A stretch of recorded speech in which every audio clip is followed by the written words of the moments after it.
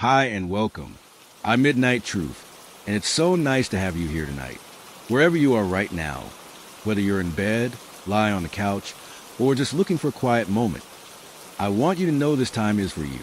Take a deep breath in, and as you breathe out, feel the weight of the day start to fade. Let your mind settle. Let your body relax, and let yourself simply be. There's no rush, no pressure, just this calm, quiet moment. If you like, you can close your eyes and imagine yourself in a peaceful place. Maybe it's a cozy room with soft, warm lighting. Or maybe it's under a starry sky, with a gentle breeze brushing against you. Wherever you feel safe and calm, let yourself drift there. I know many of you use these stories to fall asleep. So before we begin, make sure to like this video and subscribe to the channel. Also, where are you from and what time is it there?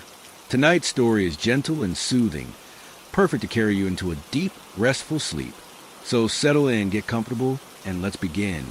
I never imagined starting over would feel this heavy. The divorce papers were still fresh when I packed my life into cardboard boxes and left behind the familiar streets of Raleigh.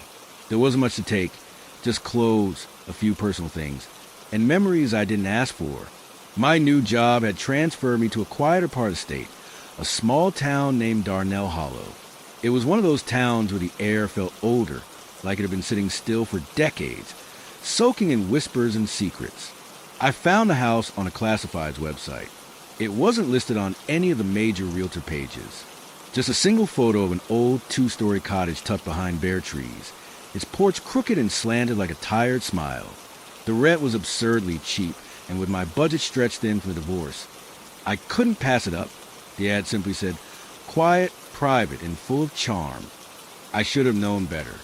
The house was older than I expected. Faded white paint peeled from its sides like shedding skin, and vines crawled across its brick foundation. The air smelled damp, like would that had forgotten how to breathe. The floorboards creaked the moment I stepped inside, announcing my presence to every corner. But it was mine, or at least it was mine to rent. Unpacking was slow. I placed my suitcase in the bedroom upstairs. Slanted ceiling, a single narrow window, and a wooden bed frame that looked handmade. The floor creaked in spots, but it was a kind of creak that felt natural, like the house was just stretching its limbs after a long nap. I started my new job 2 days later. Office work, paperwork, small talk, reports. People were nice enough. Some asked if I had family around. I told them no, just me. They nodded with that strange kind of sympathy small towns seem to carry like a badge, as if they knew loneliness on a first-name basis. The first night in the house was uneventful, though I barely slept. It was too quiet. I kept thinking I heard things. Wind brushing past a window, a thump in the wall, floorboards shifting like someone pacing in a hallway. But I told myself it was just the house settling. Old houses made noise. It was normal. On the third night, I met her, Mrs. Kilpatrick. She lived next door, though next door in Darnell Hollow meant a 5-minute walk through tall weeds and overgrown brush. She was hunched and thin, with gray hair wrapped in a tight bun, and eyes that blinked too often, like they were trying to hide something. She brought me a tin of oatmeal cookies and stood on my porch without stepping inside. "You moved into the Hawthorne house," she said. "Didn't think anyone would, after what happened." I asked her what she meant, and she laughed. It was dry and cracked, like a window rattling in the wind. "Oh, just silly talk," she waved a hand. "Some say the last man ran out in the middle of the night, babbling nonsense, talking about footsteps upstairs when he was down in the basement. Others before him didn't stay long either." I smiled politely. Small towns love their ghost stories. She squinted at me. "That house don't like being quiet. It remembers things." After she left, I tried to shake off her words, but they stayed with me. That night, I lay in bed with the window open, letting the breeze push the curtains back and forth. I heard something above me, 3 distinct thumps. Slow, heavy, measured, like someone walking across the attic. But there was no attic, just a crawl space. The next morning I checked, opened the crawl space door, and climbed a ladder with a flashlight. Dust, cobwebs, old insulation. Nothing unusual. Still, the unease lingered. Days passed, and I tried to build routines. Wake up, coffee, work, come home, read, sleep. But the house, it didn't like routines. Some nights, I'd hear knocking, sometimes soft, sometimes loud enough to jolt me from sleep. Always at the same time, 3:17 a.m. I replaced the hallway light bulbs twice, but they kept flickering. Once, I swore I saw a figure in the hallway, tall, unmoving, but when I blinked, it was gone. I told myself I was just stressed. New town, new job, the weight of being alone. But deep down, I knew something was wrong. One night, I smelled something strange in the hallway, like sulfur and burnt wood. I followed it to the closet beneath the stairs. It was cold inside, so cold I could see my breath. There was nothing in there but a few empty boxes. The next day, I stayed late at work, avoiding going home. When I returned, I found the front door open. Nothing was stolen, nothing out of place, but the house felt off, like someone had been inside, rearranged the air, and left. Then I started dreaming, always the same. A room I hadn't seen before, walls covered in symbols I couldn't read. A man standing in the corner, face hidden in shadow. He whispered something, over and over, but I could never hear it. I'd wake up drenched in sweat, heart pounding. I found claw marks on the bedroom door one morning. Not scratches, claw marks, deep and uneven, like something had scraped at it from the inside. That was when I stopped pretending it was just the house settling. I needed answers. I returned to Mrs. Kilpatrick. This time, she didn't open the door all the way, just enough for one eye to peek through. "I need to know about the house," I said. She hesitated. "You should leave." "I can't." She stared at me for a long moment, then sighed. Long time ago, the man who built that house, Leonard Hawthorne, he wasn't right, obsessed with spirits, kept to himself. Some say he did rituals. Others say he tried to speak to something that didn't want to be spoken to. I asked her what happened to him. No one knows. Just vanished. Left his journal behind, though people say it's hidden somewhere in the house. That night, I tore through the place. Searched every room, every drawer, every loose floorboard, and in the bedroom closet, beneath a false panel, I found it, a leather-bound journal. Old, brittle, pages filled with handwritten notes, sketches, strange symbols, and on the first page, scribbled in red ink, "Whatever I brought in, it hasn't left." I didn't sleep after finding the journal. I sat at the kitchen table until the sun came up, the leather-bound book resting in front of me like a loaded gun. Every so often, I reached out to touch it, just to be sure it was real. The cover was cracked and stiff, the edges darkened with age or maybe smoke. It smelled like mold and ash. The name on the front page still echoed in my mind, Leonard Hawthorne, and the message beneath it, asterisk, "Whatever I brought in hasn't left." Asterisk, I wasn't sure what I expected from the journal. Maybe the ravings of a man slowly losing his mind. But what I read made me feel like I was being watched. The entries started off dull. Daily logs, weather, repairs to the house, notes about solitude. But even those first pages had an edge, something sharp hiding between the lines. He was a man looking for answers. That much was clear. He wrote about the boundary and the veil, about layers of reality bleeding through the seams. A few pages in, the tone shifted. Asterisk, the knocking began again last night. 3 times. Always 3. No one there when I opened the door. I tried to ignore it, but when I turned off the lamp, the air turned heavy. It's watching. Asterisk, another page read. Asterisk, I've drawn the symbols again, this time in salt. I can feel it in the corners now, crawling along the edges of the walls. The more I listen, the more I hear. Asterisk, I stopped reading then. My throat was dry. The kitchen light flickered and I jumped. I told myself to breathe. It was just a story. Some man's madness from years ago. But deep down I knew better. I called into work and took the day off. I couldn't focus on spreadsheets and emails, not with this hanging over me. I needed to understand more about the house, about Leonard, about what he thought he'd done. So I went to the local library. Darnell Hollow's library was a squat brick building that looked like it hadn't changed since the 60s. Inside, it smelled like paper and time. The librarian was a quiet woman in her 50s who barely glanced up when I walked in. I went straight to the town history section and found a single thin binder labeled Local Properties and Owners. Flipping through, I found a Hawthorne house listed under several names. Owners changed frequently, sometimes within months of each other. Several gaps in the timeline were filled only with handwritten notes like vacant or abandoned. Leonard Hawthorne's name was listed in the 1960s. No death certificate, no forwarding address. Just disappeared. There was a newspaper clipping tucked into the binder, faded and yellowed. It mentioned unusual disturbances reported at the Hawthorne property. Neighbors had called the sheriff multiple times. Strange lights in the windows. Screams at night. One deputy was quoted saying he refused to return after what he felt in the house. My hands trembled slightly as I closed the binder. When I returned home that evening, the air in the house felt different. Charged. Still, like it was holding its breath. I placed the journal back in the closet where I'd found it. Part of me hoped returning it would settle things. That maybe I'd stirred up something just by touching it. That night, I fell asleep with the light on. At 3:17 a.m., I woke up gasping.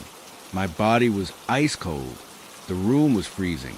The bedroom window was open, but I knew I hadn't touched it. I sat up, heart thudding. The floor creaked in the hallway. Then again, closer, 3 steps. I waited, barely breathing. Another creak, then silence. I stood, inching toward the door, every step slow and careful. My hand shook as I reached the knob. I opened it just enough to see down the hallway. Nothing, but the light bulb above flickered again, casting long, jerky shadows along the walls. Then I felt it. A weight. Behind me. Something pressed the mattress, like someone sitting down. I turned around so fast I stumbled back into the hallway, heart in my throat. The bed was empty, but the indent was still there. I slept on the living room floor that night with every light in the house turned on.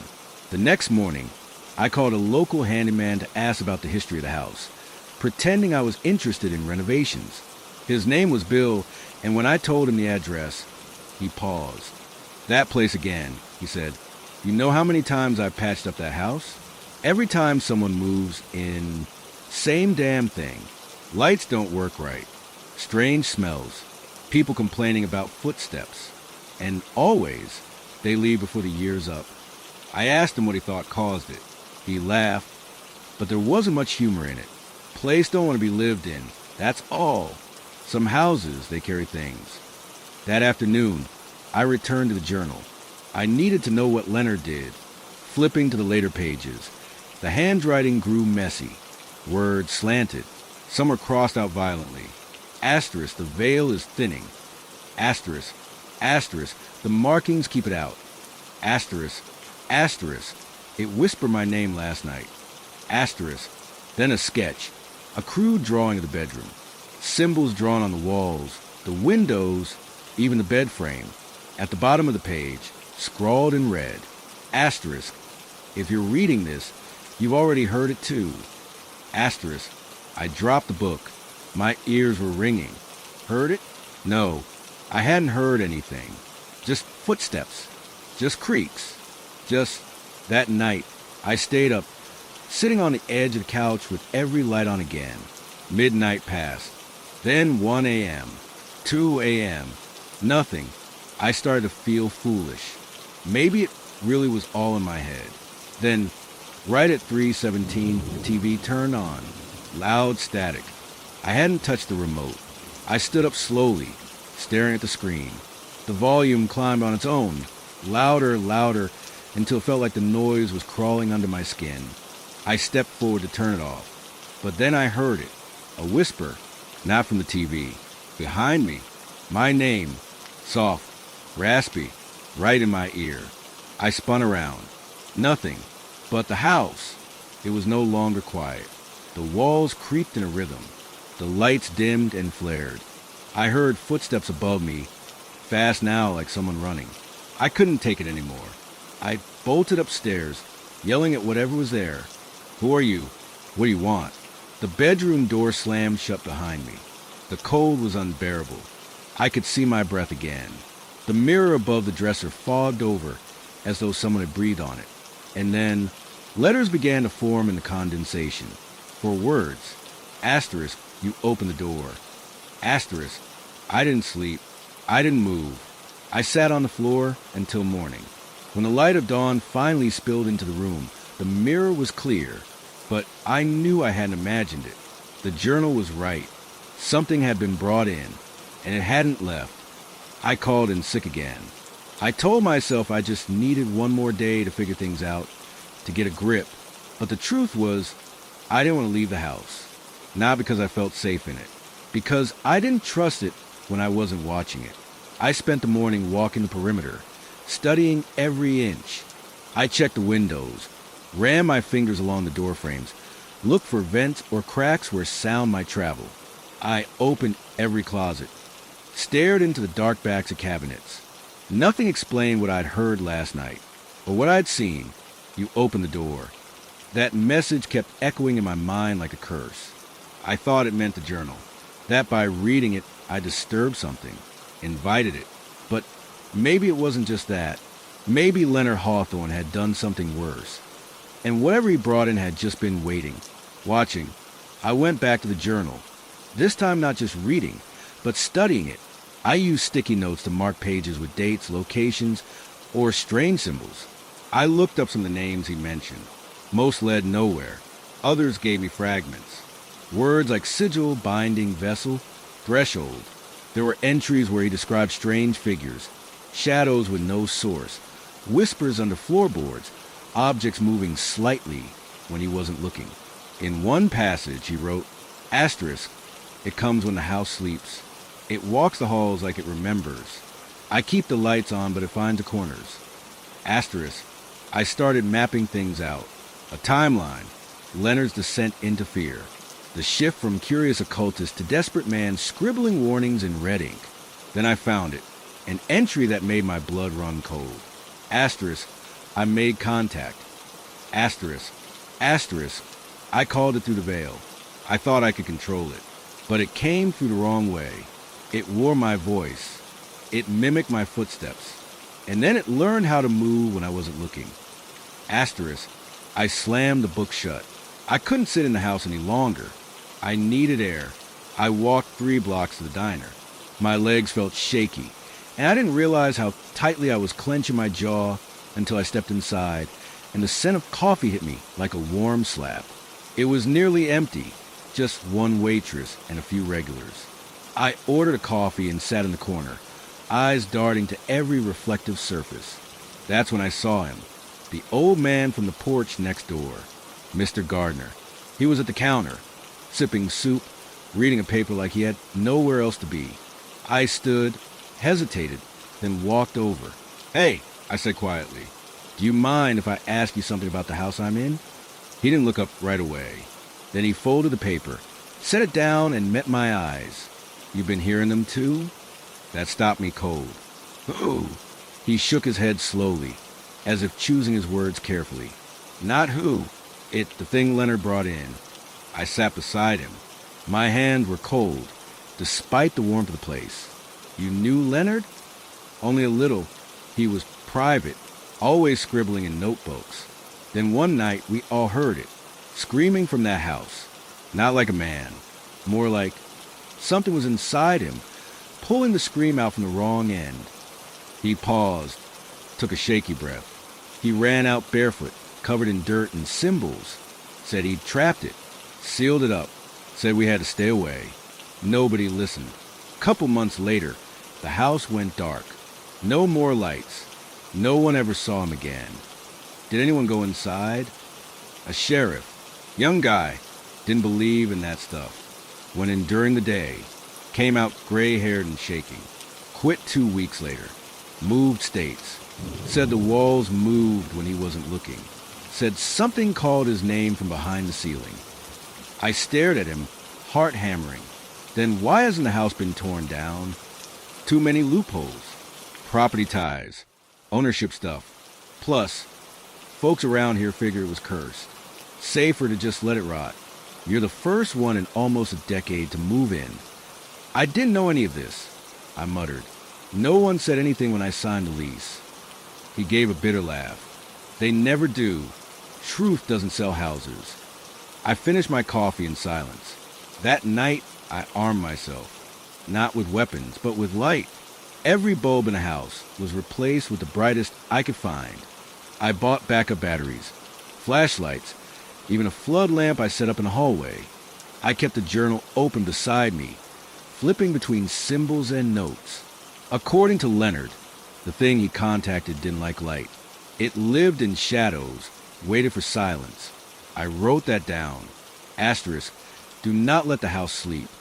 Asterisk, it became my mantra. At 3:15, I turned the volume up on my TV. At 3:16, I turned on every light again. At 3:17, the power went out. Everything went black. I was frozen in place, breath caught in my throat. Then the sound came. Footsteps. Heavy, slow, dragging steps across the second floor. 1. Pause. 2. Then a whisper. Not from above, but right beside me. I turned on the flashlight. The hallway was empty, but I could hear the breathing now. Clothes. Wet. Labored. I backed away toward the kitchen. The flashlight flickered once. Then I saw it. A figure in the hallway. Just standing. It didn't move. Didn't sway. Just watched. I couldn't see a face. It was too dark, but the shape was wrong. The arms were too long. The head was tilted. It didn't breathe. I blinked. It was gone. The power returned with a pop, lights flaring back to life. Nothing in the hallway. I checked every room. Closet, under the bed. Nothing. But on the bathroom mirror, a new message. Asterisk, you looked at me. Asterisk, I didn't sleep. Just sat by the window, watching the empty street. In the morning, the house was quiet. Normal. But I wasn't. I was unraveling. I kept seeing things in reflections. Figures that vanished when I turned. Doors open that I swore I closed. A rhythm in the creaking floors that sounded almost human. That evening, I took Leonard's journal and circled one entry. Asterisk, if it sees you, it knows you. And once it knows you, it follows.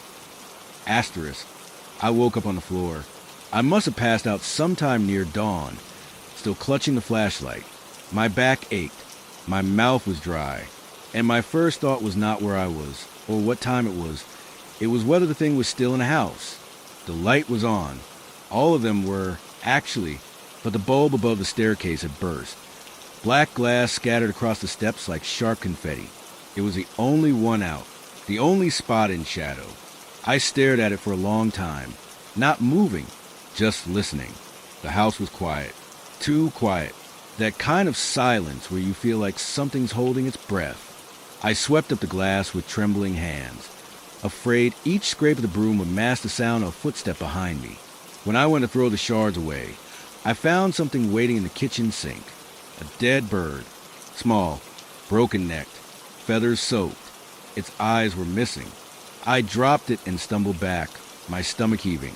The window above the sink was closed, locked from the inside. I didn't put that bird there, but someone or something had. That's when I realized I couldn't keep living in this house the way I had been. Waiting, reacting, panicking. I needed answers, not just scraps of fear. I needed to understand what Leonard had done, what he brought into this place. So I went back to the journal, flipping to the section I had skipped before. The drawings, pages of them, strange curling sigils. Symbols made from jagged lines and circles like eyes. In between were diagrams of the house. Our house, but altered. Rooms labeled things like the thinning place or veil fracture point. Notes written sideways. Asterisk, only walks when watched. Asterisk, asterisk, does not breathe, does not blink. It remembers you. Asterisk, asterisk, do not answer when it calls in your voice. Asterisk, I felt sick reading them. These weren't the scribbles of a curious mind. These were warnings written by someone already lost. And in the middle of all of it, a page titled The Opening. The Ritual. I stared at it, the way Leonard had described every step. The materials: black candles, salt, a mirror at midnight, and blood. It doesn't need to be yours. He had written, asterisk, any blood will do. The house already remembers pain. Asterisk. I had no intention of doing it. But knowing how he did, how he opened that door, it made it all feel more real, more dangerous. Because if he had opened something, then maybe I could find a way to close it. That night, I didn't sleep. Not because I didn't want to, but because I couldn't. It started with the walls. They creaked like they were breathing. Inhale, exhale, then came the scratching on the floorboards. Soft at first, like a mouse. Then louder. Claws. At 2:47 a.m., I heard my voice coming from the attic. It called my name. Soft. Jack. Then again. Jack, help me. I'm stuck. Please. It sounded exactly like me, but tired, strained, and afraid. My blood turned to ice. I didn't move. Then it spoke again. Jack, please come up. You left me up here. The voice broke on the last word, like it was crying, like I was crying. It was so familiar that for a second I almost believed it. Almost stood up and grabbed the attic ladder. But then I remembered the journal. Do not answer when it calls in your voice. So I stayed still. I turned up the volume on the TV and waited for dawn. The next morning, the attic door was open. I never touched it. I called my landlord that afternoon and demanded to know more about the house. He was hesitant at first, dismissive, but I kept pushing, told him what I'd heard, what I'd seen. Finally, he cracked, said the house had changed hands more than a dozen times in 30 years. No one stayed long. Some left in the night. One woman was found locked in a closet, whispering to herself in a language no one could identify. He didn't want to say more, but I could hear the fear in his voice. I asked him directly, do you believe something is wrong with the house? There was a long pause. Then, quietly, he said, that place, it remembers, it holds on to things. Pain, voices, shadows. I don't think you're the first one it's shown itself to. I just think you're the first one who's listening. I hung up. I packed the bag. I told myself I'd leave the next morning. Just get out. Break the lease. Lose the deposit. I didn't care. I couldn't spend one more night there. But the house had other plans. That night, I heard the footsteps again. But this time, they didn't stay upstairs. They came down. Step by step, deliberate and slow. I sat frozen on the couch, the flashlight clenched in my hand, breathing through my nose so I wouldn't make a sound. Then I saw it, a figure, tall, pale. It didn't walk, it drifted. Its feet didn't touch the floor. Its arms hung too low. And its face? God, its face? It looked like me, but wrong. The skin too tight. The eyes sunken, black pits. The mouth was open, lips torn and stretched like it had been screaming for hours. And it wasn't breathing. It stared at me, just stared. Then it raised one hand and pointed, not at me, but behind me. I turned, slow and shaking. There was nothing there. When I turned back, it was gone. But on the floor where it had stood, wet footprints, leading into the kitchen.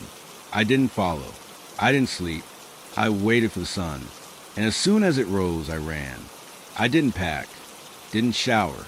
I just ran, out of the house, down the street to my car.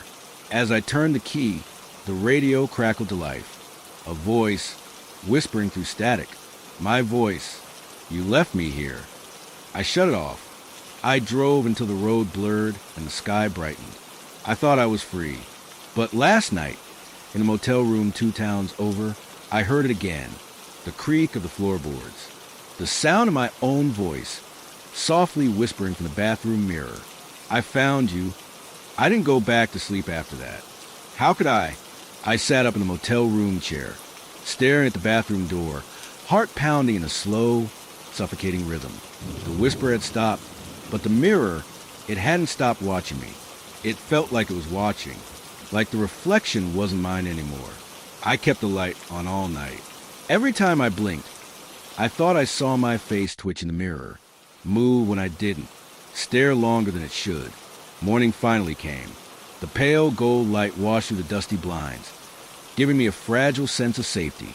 But it didn't last, because the wet footprints were back, trailing from the bathroom to the edge of my bed. I hadn't showered. I hadn't even gone in the bathroom since I got there, and they weren't mine. I left the motel just after dawn, eyes bleary and red. I hadn't planned where to go. I just knew I couldn't stop. Couldn't let it catch up. But wherever I went, it followed. The whispers and the vents. The creaking behind thin motel walls. The flickering lights that only I seemed to notice. The thing didn't want the house. It wanted me. The longer I ran, the clearer that became. By the end of the week, I had driven across 3 states. Each night, I slept in a new room, a cheap motel, a stranger's couch, once even in my car. And still, every night without fail, the noises returned. The footsteps, the dragging sound, the cold that seeped under the door like smoke. And always, asterisk my voice star.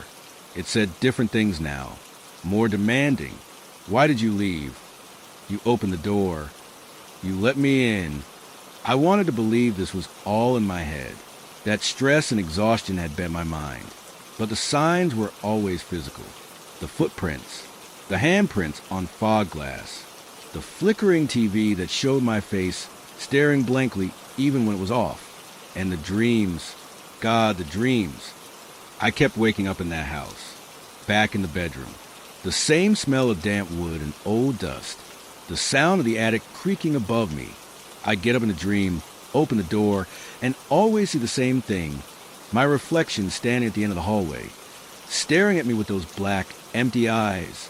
Sometimes it would move, sometimes it would speak, but the worst ones were the nights it smiled. I hit a breaking point 3 weeks after I left the house. I was staying in a little town in Missouri, middle of nowhere. No one knew me.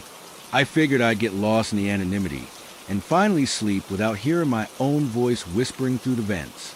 That night, I found a message written in the steam on the bathroom mirror.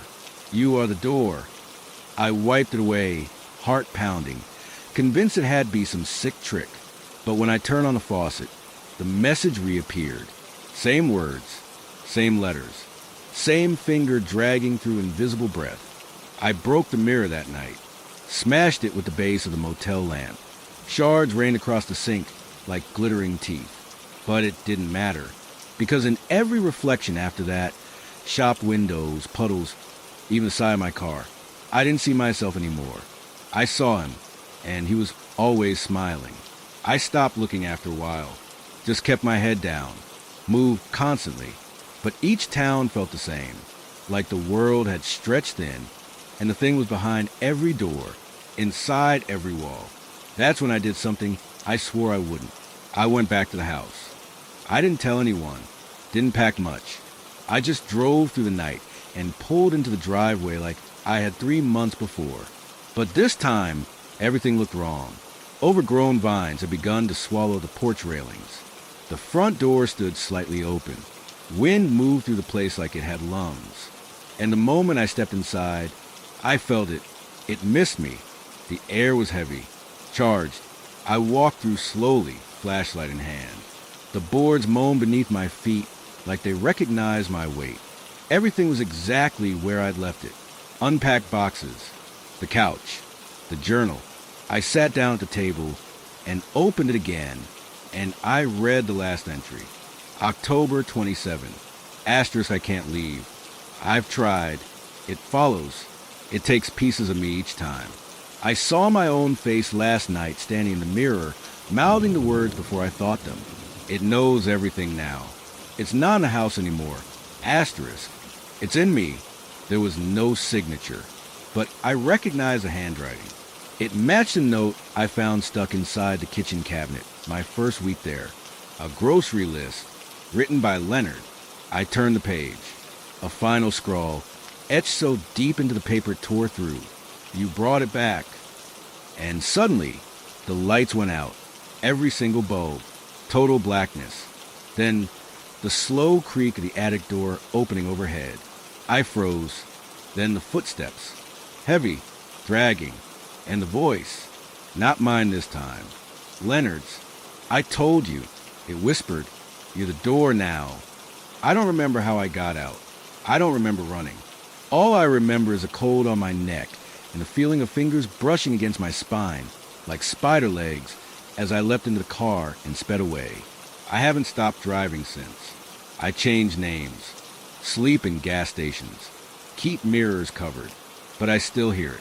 Every night, footsteps behind me, and my own voice somewhere just outside the reach of my ears, whispering, I never left.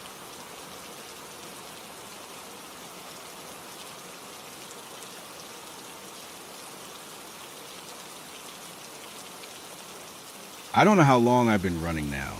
Weeks, maybe more. Days blur together like smudged ink. Sunrises mean nothing when you're too afraid to sleep, and sunsets feel like countdowns to something worse. Something always waiting. I don't use my real name anymore. I don't talk to people unless I have to. I've grown used to using cash. Staying in forgotten towns. The kind of places where no one asks questions.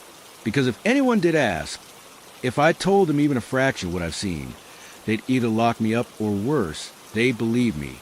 And if they believe me, it might follow them too. It's not the house. I understand that now. It was never the house. It's me. I was the last door that man opened. Leonard, whatever he summoned, whatever ritual he started, it didn't finish with him. It just needed someone to open it again. Someone to feed it more. And I did, with my disbelief, with my fear, with my curiosity. The strange thing is, sometimes I forget what my real voice sounds like. Not the one that echoes in empty rooms or hums through motel vents, but mine, the one that used to call my ex-wife to say goodnight, or joke with co-workers at lunch. That voice feels distant now, like it belonged to someone else entirely. The voice I hear now is hollow, slow, too perfect, like a recording of myself, edited and stitched together wrong. Last week, I stayed in a small cabin in the woods. No electricity, no mirrors, just me and an old oil lamp I borrowed from a bait shop down the road. I thought maybe, just maybe, I could outrun the thing if I cut off everything. No reflections, no power, just silence and distance. But the silence didn't help. If anything, it made it worse. That night, I felt it for the first time. Not just heard it, not just saw the signs. Felt it. It started with a breeze, though every window was shut. Then the temperature dropped. My breath fogged in front of me even though the fire was going strong. I remember holding a lamp close to my chest, trying to convince myself it was just a draft. Then something sat on the edge of my bed. I swear to you, the mattress sank. I didn't dare look. I couldn't move. I just stared at the wooden wall, teeth clenched so tight I felt something crack in my jaw. And then it spoke. Not in my voice, but hers, my ex-wife's. Soft, gentle, just 4 words. Why did you leave? I turned around so fast, I knocked the lamp off the nightstand. It hit the floor, glass shattered, and everything went black. Pitch black. The only sound was my own heartbeat hammering in my ears. And breathing, right beside me. Slow, wet, wrong. I bolted out the door barefoot, not caring about the snow or the rocks beneath my feet. I didn't stop running until I hit the dirt road. When I finally looked back, the cabin's window glowed with a soft, unnatural light. And in the glass, I saw something staring back. Not me, not her, something else entirely. Tall, crooked, smiling with too many teeth. It waved. I drove until sunrise. I've been driving ever since. It's not always active. Some nights it's quiet. I start to think maybe it's gone. Maybe I've outrun it. But that's just a trick. That's how it pulls you back in. Lulls you into thinking you're safe. Then it hits you when you're vulnerable. Like last night, I stopped at a rest area outside Oklahoma. Parked under a flickering light. I had the driver's seat leaned back, hoodie over my eyes, try and get a bit of rest. I didn't hear footsteps. I didn't hear breathing. I heard laughter from the radio. It wasn't on. The laughter grew louder until it filled the whole car. And then it stopped dead silent. replaced by my voice whispering over and over, "Let me out." I ripped the radio from the dash, wires and all, tossed out onto the pavement, and sped away like a madman. But even now, as I write this, I can feel it, waiting. I've learned a few things since all this started. 1, mirrors are doors. They don't just reflect you. They study you. 2, silence isn't safety. It's bait. 3, and this is the most important. Once you hear yourself speaking when your mouth is closed, it's already too late. You've invited it in. I've started keeping a journal now, just like Leonard. Not because I think I'll survive, but because maybe someone else will read this one day. Maybe you'll know to stay away from that house, from that room, from me. And maybe, just maybe, it'll pass over you and go looking for someone else. But I wouldn't count on it, because once you know about it, once you've read this far, you've opened the door too. I don't remember falling asleep, but I remember waking up. That motel room was drenched in shadows, even with the curtains wide open. Morning light should have spilled across the stained carpet, but it didn't. It felt like the sun refused to touch that place, like it was holding back, like it knew something was wrong. I sat up slowly, every muscle in my body stiff and sore, my skin clammy with sweat. The sheets were twisted around me, damp and cold. The air smelled faintly of mildew and something else, something coppery and metallic, like old blood.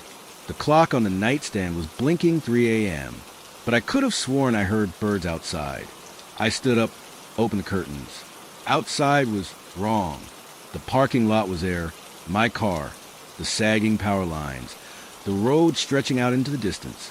But everything was frozen, not in ice or snow, just stuck. A woman was standing next to her car, arm outstretched to open the door. Her hair frozen mid-motion, like a photo paused in midair. A bird hovered in the sky, wings spread, unmoving. Time wasn't moving. And then I saw myself in the reflection of the motel window. But I wasn't standing. I was lying in bed, still, eyes wide open, mouth stretched in a silent scream. I turned around, heart hammering in my chest. The bed was empty, but the sheets were still twisted, the same shape, the same dents in the pillow.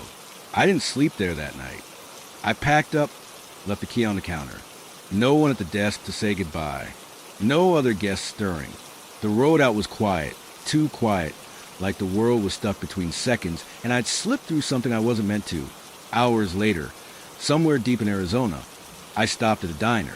One of those old ones that looks like a silver trailer planted in the dirt. Neon sign buzzing faintly. Smell of grease and old coffee. The kind of place that never asks questions. The waitress, her name tag said Delilah, looked up at me with wide, tired eyes. And before I could even order, she said, "You look like you've seen it." I froze. Seen what? She set down the coffee pot. The thing that doesn't follow rules. The thing that watches. I didn't know what to say. I didn't know whether to laugh, cry, or run. Delilah didn't wait for a response. She poured me a cup of coffee, sat across from me, lit a cigarette with shaky fingers. I used to work at a place like that. A house. Big. Empty. Full of echoes. People would move in, then move out just as fast. Said it didn't feel right. Said they heard things. My stomach turned. She took a long drag from her cigarette. One guy stayed. Said he could fix it. Said he had books. Rituals. Said he could bind it. I knew where this was going. His name was Leonard? She nodded slowly. Yeah, that's him. Never saw him again after that. But the house? Still there. Still empty. Like it's waiting. I sipped the coffee. It tasted like ashes. Delilah leaned in. Whatever you did, whatever door you opened, it's not going to let you go easy. I didn't mean to open anything. No one ever does. She scribbled something on a napkin, slid it across the table. There's a woman up north. Lives in the desert. Some kind of medium. Or witch. Or fraud. Depends who you ask. But she knows things. Real things. People go to her when they're desperate. I stared at the address. A dusty little town I'd never heard of. You think she can help? Delilah smiled sadly. I think if anyone can show you what you're really dealing with, it's her. But it won't be easy. We're safe. I left the 20 on the table and thanked her. She didn't reply. Just stared out the window like she could see something I couldn't. The drive north was long. Empty highways. Desert wind howling through broken fences. The radio didn't work, of course. It hadn't in weeks. But sometimes when I passed through a stretch of dead silence, I could swear I heard whispering in the static. Sometimes it was my name. I reached the town just before dusk. A cluster of buildings baked into the dust. Old gas station, abandoned church, a diner with a single red light flickering in the window. Her place was at the edge of town, a little trailer perched on a hill, surrounded by wind chimes made of bone and rusted metal. The air was still, too still. I knocked. She answered before my fist landed a second time. Older woman, skin like cracked leather, eyes too sharp to be kind. You brought it with you, she said. I didn't deny it. She ushered me in. The inside of the trailer was cluttered. Books, jars filled with things I didn't want to look at. 100 mirrors all covered with black cloth. Sit, she said. I did. She lit a candle, whispered in a language I didn't recognize. The flame danced wildly, casting shadows that didn't match our movements. What do you want to know? She asked. What is it? She paused, staring into flame like it was a screen playing some silent film. It's not a ghost, not a demon, not in the way you think. Then what? It's a remnant, she said softly. Something left over from a place that shouldn't exist.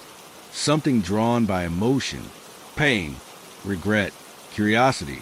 It attaches to openings, not physical ones. Spiritual, psychological. It waits for someone to knock. And I knocked. I whispered. She nodded. Can I send it back? No, but you might contain it. How? She handed me a small box, black wood, carved with symbols I didn't recognize. This will hold its name, but first you have to learn it. How do I do that? You go back, she said. My heart dropped. Back to the house? She nodded again, back to where it began. That's the only place strong enough to trap it. I didn't sleep that night, not even in the truck. I just stared at the box on the passenger seat, and I knew, deep in my bones, I was going back. I didn't tell anyone I was going back. Not that there was anyone to tell. The drive back to the house felt like walking into a nightmare with my eyes wide open. I knew what waited for me, at least part of it, but there was a deeper dread, the kind that crawled under your skin and stays there, whispering that you've already gone too far. The road twisted through the trees, narrower than I remembered. Branches hung lower, almost touching the windshield, like they were trying to keep me out, or trap me in. By the time I reached the house, the sky had turned a dark gray, the kind of color that hangs before a storm, but never breaks. The wind was silent, not still silent, like the world around the house had been muted. And the house itself? It looked worse, like it had aged 100 years in just a few weeks. Paint peeled back in long strips. The porch sagged more than I remembered, and the windows were black, not just unlit, asterisk black asterisk, like glass that had swallowed every reflection and refused to give anything back. I parked the truck at the end of the driveway and killed the engine. The silence hit me like a punch. No birds, no wind, not even the soft tick of a cooling engine. I stepped out and clutched the wooden box the woman had given me. It felt heavier now. Every step up the creaking porch felt like a countdown. I unlocked the front door slowly, half expecting something or someone to be waiting on the other side. But it was empty, and yet not. The house breathed. I could feel in the floorboards, the walls, the very air, that strange, deep hum just under the surface, like a sound you could only hear with your bones. I walked through slowly, memories pressing down on me like heavy fog. The kitchen where I'd unpacked groceries that first day. The stairs where I'd first heard the footsteps. The hall closet where I'd found Leonard's journal. I made my way to the bedroom. That's where I'd start. The box was supposed to trap its name, but the woman had warned me. I'd have to draw it out, speak to it. Invited, like confession whispered in the dark. I sat on the edge of the bed and waited. Nothing happened at first. And then the cold returned. It started like a draft, a trickle of air across the back of my neck.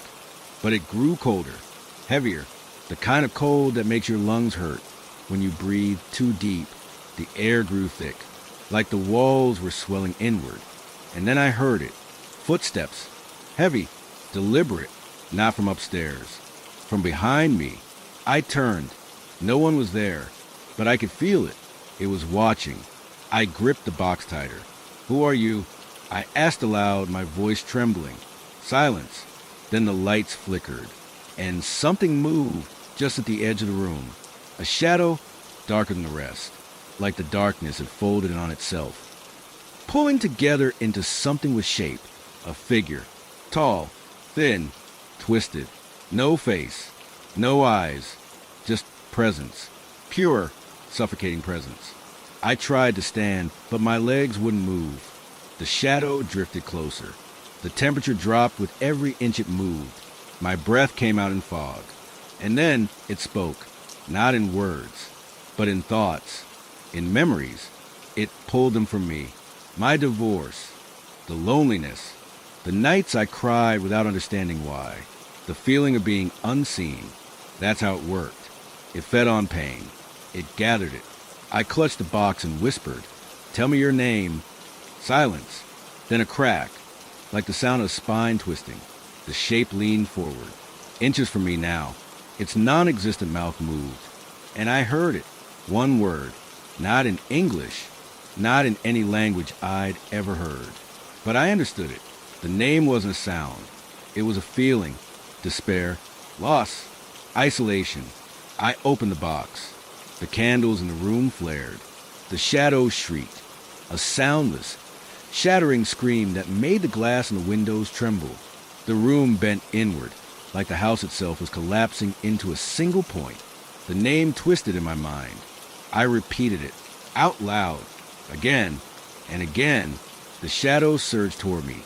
But the box drank it in. The darkness funneled into it like smoke through a keyhole. I could feel the pressure in my ears, my chest, my teeth, the kind of pressure that comes before something breaks. And then silence. The box was closed, and I was alone. For the first time, really alone. No footsteps, no whispers, just me. I left that night. Didn't take anything. Didn't lock the door. I just drove, the box wrapped in an old jacket on the passenger seat. I didn't look back. But halfway through the night as I crossed state lines, the radio came on, all by itself. And through the static, I heard the same voice. That name, whispered, again. And I realized something. I didn't trap it. I carried it. I tried to forget. I tried to tell myself that it was over, that maybe it was just a house, or some lingering madness soaked into the walls. I told myself I'd sealed it, locked it away. But lies don't last long when you're living alone with silence. The box sat untouched in my closet, wrapped in layers of fabric, stored beneath a pile of old coats. I couldn't bring myself to open it again, but I couldn't throw it away either. It hummed sometimes, softly, like something breathing slowly in its sleep. I moved into a small apartment on the edge of town. Top floor, bright windows, lots of sun, no history. I kept everything simple. White walls, clean floors, no antique furniture, nothing that could hold a story. For a while, it worked. I slept through the nights. No whispers, no footsteps, no cold air crawling under the door. But peace doesn't last long when you've been touched by something old, something patient. The first sign was small. A faint knocking on the closet door in the middle of the night. Not loud, not urgent, just persistent. I thought it was my upstairs neighbor at first. Maybe a leaky pipe.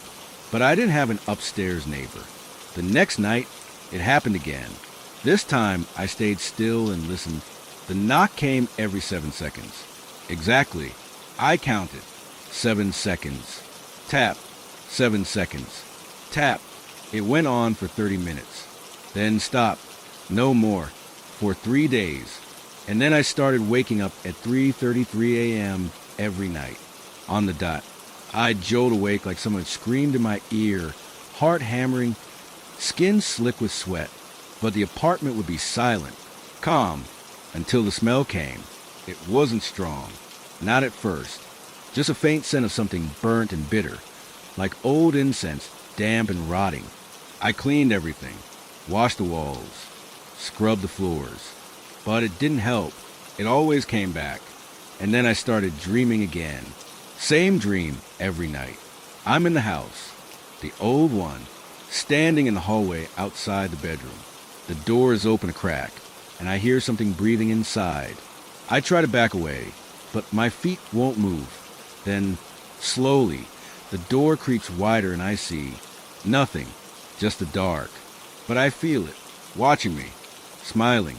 Every morning I'd wake up and feel like something was missing, like a part of me had been left behind in the dream, like a string was tied around my soul, tugging me back, inch by inch. It got worse after I met her. Maya. She lived 2 floors down. Smart, kind, a little quiet. She worked at a local bookstore and always carried this old, leather-bound journal with her like a second skin. We started talking in the elevator, then coffee, then dinner. And for a moment, just a moment, I felt normal again, until she came to my apartment. It was late.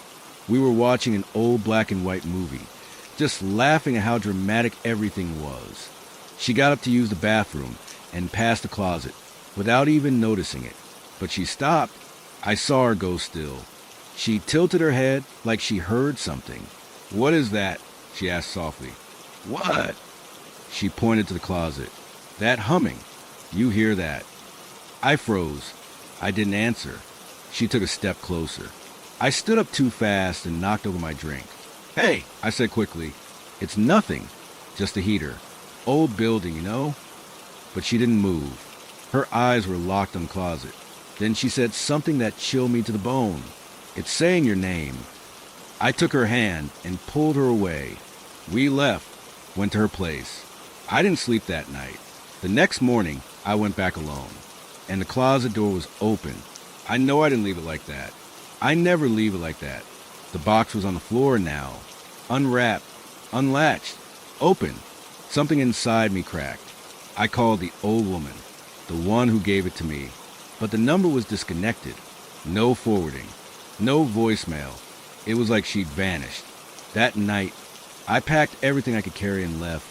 I told the landlord I was going to visit family. I didn't tell him I was never coming back. I drove for hours with no destination. Just highways and gas stations and coffee that tasted like burnt dust. At one rest stop somewhere in the mountains, I finally pulled over and tried to sleep. And that's when I saw her, standing in the shadows near the tree line. A woman, not Maya, not the old woman. Someone else. Tall, dressed in something long and old, her hair hanging straight down. She didn't move, didn't speak, just watched me.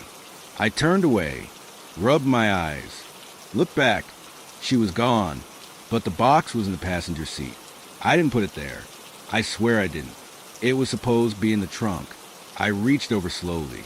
The lid had writing on it now, carved deep, 6 words. "You carried it. Now feed it." I slammed the brakes so hard the tires screamed against the pavement. The box slid off the passenger seat and hit the floor of the car with a soft thud that echoed too loudly in the silence that followed. I didn't move for a full minute, just sat there with my hands locked on the steering wheel, knuckles white, heart thudding against my ribs like it was trying to claw its way out. I looked at the box.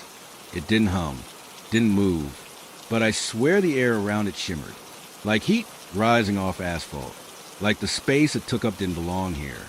I got out of the car, kicked open the trunk, grabbed the tire iron, and walked back to the passenger side. I bent down, grabbed the box with both hands, and carried it to the edge of the woods. The trees were black and tall, like a mouth waiting to swallow something whole. I didn't hesitate. I flung the box into the dark as hard as I could. It vanished into the trees without a sound.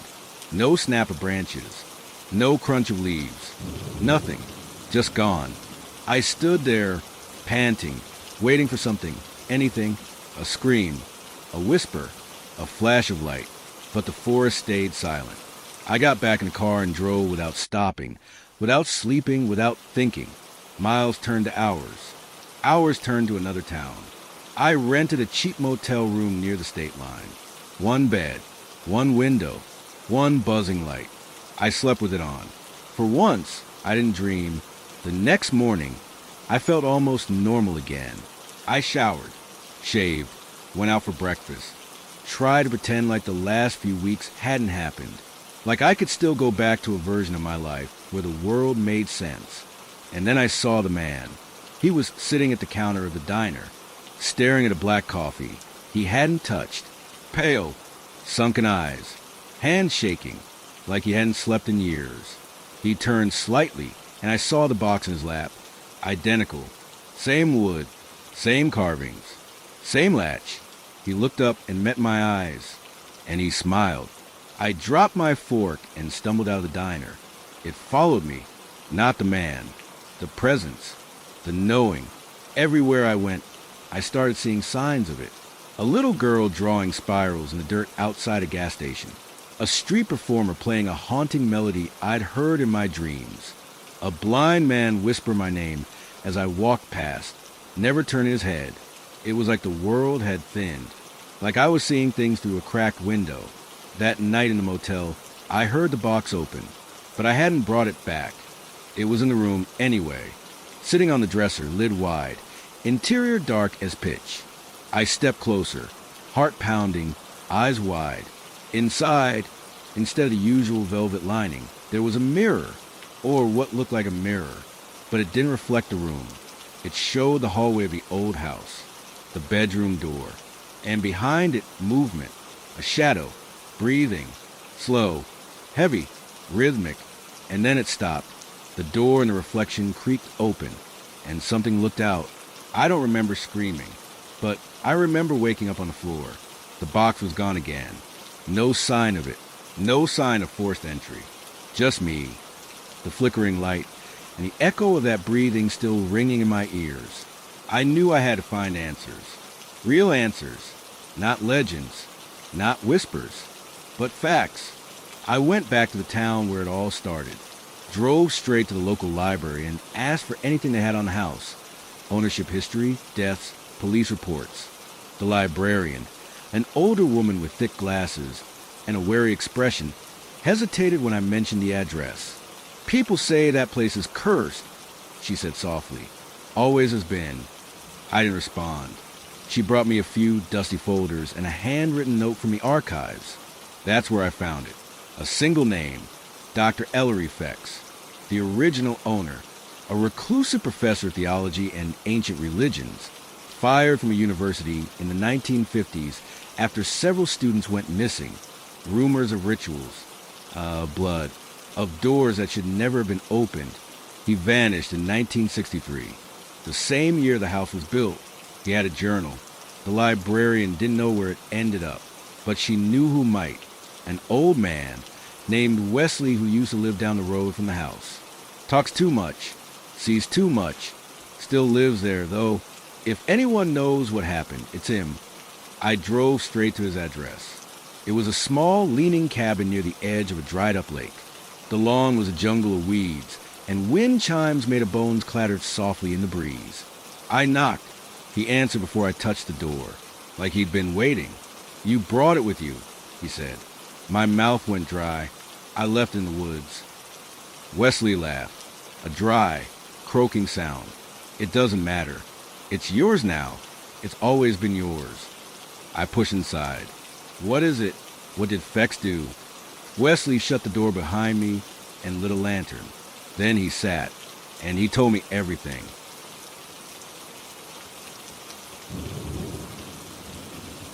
Wesley's voice trembled, but his eyes were sharp as he began to speak. "You don't know what you brought into your life, do you? Most people who touch it end up running. They don't last long after that. But you're different." He leaned back in his creaky chair, as if considering his next words carefully. Fex was obsessed with one thing, opening a doorway that shouldn't exist. He believed the world was built on lies, that the reality we know is just a thin veil. Behind it, there's something darker, something ancient. I try to digest the words, but they only seem to twist themselves into knots in my brain. A doorway to what? I asked, though the chill creeping down my spine already told me I didn't want to hear the answer. To something that has always been there. A presence, a force. You call it a haunting, but it's more than that. It's a sickness. It wants in and infects. Well, he thought he could control it. He didn't just study the occult, he practiced it. The rituals, the sacrifices. I felt the room grow colder, the air thickening around me as Wesley's words dug deeper. I couldn't help but shiver. Why me? Why am I here? Wesley chuckled darkly, the sound making my skin crawl. Because you took it. You took the box, didn't you? The key to it all. And now it's attached to you. The house is just a vessel for it. But the box, that's the thing that keeps it in check, or at least used to. Fex's rituals, the sacrifices he made, they all tied into the box. I felt a knot tighten in my chest. And what happened to Fex? Why did he vanish? The old man's eyes darkened, and for a brief moment, I thought I saw a flicker of something behind him, something more than human. He failed, Wesley said softly. He opened the doorway, but something came through, something that wasn't supposed to, something that twisted Fex's mind until he couldn't tell what was real anymore. I stared at him, waiting for more. He continued, the day he vanished, the house, it changed. People who moved in afterward, people like you, were never the same. The box moved from one person to the next, finding someone who would take it and continue what Fex started. Wesley's voice grew louder now, filled with quiet intensity. You didn't find the house. It found you. It was always going to lead you back here. I felt my stomach churn, the weight of his words pressing down on me. What happens now? I whispered, though deep down I already knew the answer. Wesley stood suddenly, his hands trembling as he moved to a nearby shelf cluttered with old books and yellow papers. He pulled out a thick leather-bound journal, its cover cracked and worn, and tossed it onto the table in front of me. You need to read this. Fex's last entry. He knew what was coming, and he wrote it all down right before it took him. I didn't move. I wanted to. My body screamed at me to leave, but my mind refused to let go. The compulsion to understand, to finish this, was too strong. Slowly, I opened the journal. The first page was smudged, the ink fading into an illegible blur. But as I turned the pages, the words grew clearer. Fex's handwriting was frantic, wild. Asterisk, the door is open. It waits beyond the veil, watching. The presence is growing stronger. I thought I could control it, but it has other plans. It has taken pieces of me, and it will take more. I am the final sacrifice. The box will move on to the next. The curse will continue. I am its vessel now, but when I am gone, the next will take my place. Asterisk. I froze. The last sentence made my blood run cold. Asterisk, the doorway is not just a portal to another world. It is the world, and it will consume all who cross it. Asterisk. I slammed the journal shut. No, I didn't ask for this. I said, more to myself than to Wesley. He nodded slowly. None of us do, but you're already in it now. And once you're in, it doesn't let you go. The air around us seemed to grow thicker, as if the house itself was reacting to our conversation. I felt the weight of unseen eyes watching from the corners of the room. My skin prickled. I need to get rid of the box, I said. I need to stop this. Wesley's face hardened. It's too late. The box chooses its next keeper, and it's never far away. You can run, but it will follow. The presence, it has no end, no escape, and the more you try to fight it, the more it will twist your mind. I stood up, my legs unsteady. I'll find a way to stop it, I said, though even I didn't believe the words. Then you're a fool. Wesley's voice was cold now. There's only one way to end it, but it requires a sacrifice, and you might not survive it. I stared at him, my chest tight. What do you mean? Wesley's gaze turned to window, his eyes distant. Fex tried to bind it with the rituals, but they were never enough. The only way to sever the connection is to destroy the box. But the box is not just an object. It's part of the presence now. Destroying it will release whatever it is, and it will consume you or anyone who dares to interfere. I swallowed hard. The weight of his words hung heavily in the room, pressing in from all sides. And if I leave, if I just walk away, go far from here, will that work? Wesley gave me a grim smile. It will follow you. It always follows. It has no mercy. I left his cabin with the journal in my hands and a stomach full of dread. My mind raced. Every direction I thought take, every plan I tried to make, seemed pointless. The box would be there waiting, and it would never stop. It couldn't. That night, the world seemed to close in on me. The room felt smaller, suffocating. The silence was broken by the faintest sound, a low, rhythmic knocking. I looked at the door, my heart thumping. Knock, knock, knock. It was coming from inside. I backed away slowly, but it was too late. I could hear it. Footsteps. Slow, heavy. They were inside the walls. And they were coming for me. The footsteps echoed through the walls, each thudding step louder than the last. My pulse quickened, and my hands trembled as I gripped the journal tighter. I could hear them clearly now. Distinct, deliberate, as if someone or something was walking just behind the plaster. My heart hammered in my chest, but I refused to move. Then a cold gust of wind swept through the room, swirling around me like it was alive. I gasped as the temperature dropped, my breath misting in the air. I could feel the weight of something dark, pressing down on me, suffocating me, as if the room itself was trying to crush me. Knock, knock, knock. The door. I turned slowly. My feet froze on the floor as I stared at it. The faint sound of something, scratching at the wood. It wasn't human. The noise was far too irregular, far too frantic, like claws scraping across the surface. With a shaky breath, I stepped forward. Who's there? I croaked, my voice barely above a whisper. There was no answer. The only sound that remained was a frantic scratching and the now faint creaking from the walls. I reached the doorknob, my fingers brushing it, cold and slick. As soon as my hand made contact, a wave of nausea hit me, sharp, dizzying. I wanted to pull away, but I couldn't. It was as though the door was pulling me in. The very air around it seemed to hum, vibrating with something ancient, something alive. I could feel the weight of it pressing against me. I took a deep breath and twisted the knob. The door swung open and I froze. Nothing. No one. Just the empty hallway stretching before me. The light from the lamp flickered, casting long, crooked shadows across the walls. But there was no sound, no footsteps, no scratching, just the silence of the house. I stepped out into the hallway, my feet hesitant as they echoed with each step. The walls loomed around me, warped with age. The temperature was dropping further, each breath coming out in thick clouds of frost. I walked slowly down the hallway, my mind reeling, trying to make sense of everything I had just seen and heard. Was I losing my mind, or was this really happening? The floorboards creaked under my weight. Suddenly, I stopped. I felt a pressure against my back, a presence, a heavy, suffocating presence. I dared not look over my shoulder, but I knew something was there. I could feel it breathing down my neck, its cold breath on my skin. Without warning, the air shifted. The temperature plummeted. I could see my breath now, sharp and cold, hanging in the air in front of me. Then the scratching began again, this time louder, closer.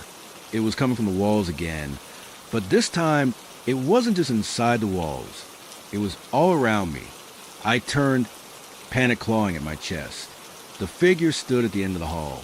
It was tall, looming in the dark. The dim light from the hallway barely touched its outline, but I could see its eyes, dark, hollow, unblinking. Its face was covered in shadow, but I could feel its gaze on me. I could feel its hatred, its malice. I opened my mouth to scream, but no sound came out. It took a step forward, its movements jerky, unnatural, like a marionette. The floorboards creaked under its weight as it approached. I stumbled backward, my hands reaching out for the wall, but it was too late. A cold, clammy hand shot out of the darkness, grabbing my wrist with force that made my knees buckle. I gasped, feeling the ice-cold touch seep into my skin, spreading up my arm like poison. The hand pulled me closer, its grip tightening with every passing second. I fought against it, my breath coming out in ragged gasps. I pulled at my arm, trying to break free, but it was no use. The hand didn't relent. Then the whisper started, soft at first, like a murmur at the edge of my hearing. But it grew louder, sharper, until it filled my mind. The voice was guttural, twisted, like 1,000 voices screaming in unison. Asterisk, you shouldn't have come here. You shouldn't have taken it. You're mine now, forever. Asterisk, I felt my legs give way, my knees hitting the floor with a thud. The voice grew louder, swirling around me, drowning out everything else. My vision began to blur, and I could feel myself slipping, falling, as if the house itself was swallowing me whole.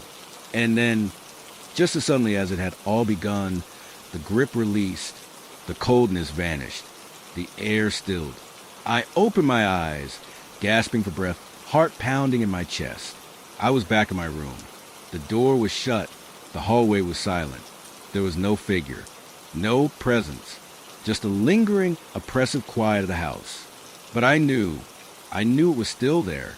I could feel it, creeping just beyond the edges of my vision, waiting, watching. I staggered to my feet, my hands shaking. My mind raced.